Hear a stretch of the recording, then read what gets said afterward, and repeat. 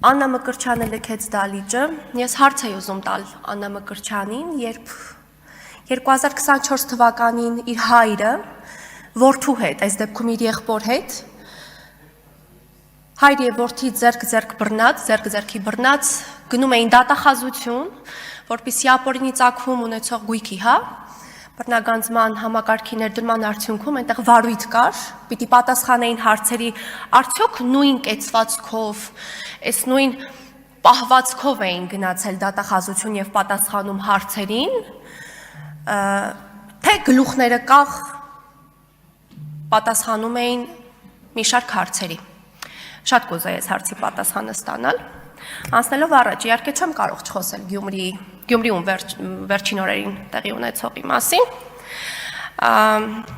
Կարդում էի ես Մարտուն Գրիգորյանի հայտարարությունը, իրականում սա հայտարարություն չէր, սա ըստ էության կարծես ինքնախոստովանական գրառում էր եւ ամենայն հարգանքով, բայց մի բառակապակցություն հիշեցի կարդալով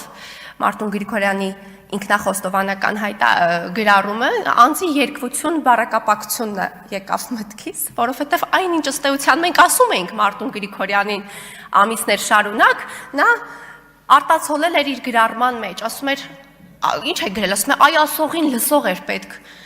Պարոն Գրիգորյան, ձեզ մեռանք ասելով, ասողին լսող է պետք։ Երկրորդ միտքը, որը ցնցեց, շատ պարադոքսալի իդեպ միտք էր, ասում է, ես ասում էի, որ խոցելի թեկնածուի միջոցով քաղաքը ուզում են տանել։ Ստեղ մի փոքր անկեղծ չի գտնվել, կարծում եմ պարոն Գրիգորյանը, ոչ թե խոցելի երևի ուզեցել է գրառման մեջ ընդգծել ենթադրյալ կաշառակեր, որովհետև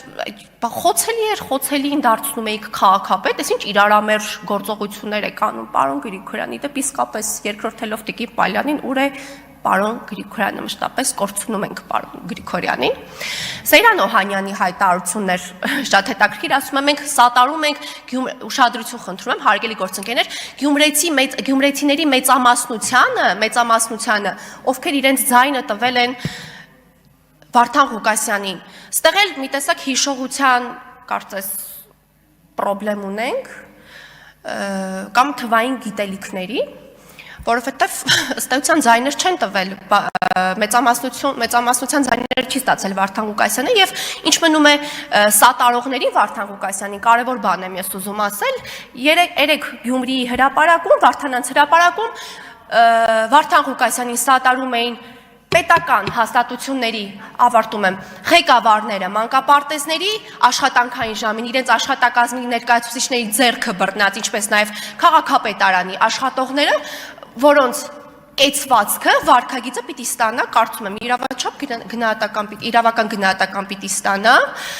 որովհետև աշխատանքային ժամին թողնելով երեխաներին, այսպես ասած մատնելով անտերության, զբաղված էին վարդանիկ